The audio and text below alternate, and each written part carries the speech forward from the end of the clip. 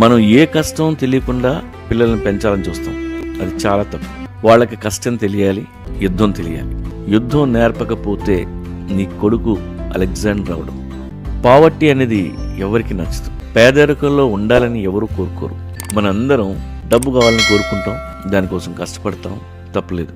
కాకపోతే ఒక ధనవంతుడిగా నువ్వు ఏది నేర్చుకోలేవు, కానీ ఒక పేదోడిగా పేదరికం నుండి మనం ఎంతో నేర్చుకోవచ్చు. మీకు ఎంత డబ్బున్నా, ఎన్ని కోట్లున్నా, కొన్నాళ్ళైనా పేదవాడిగా బతకండి. కనీసం ఒక నెల రోజులు వేరే ఊరు వెళ్ళి బతకండి. పని వెతుక్కోండి, ఒక షెల్టర్ ఎత్తుక్కోండి.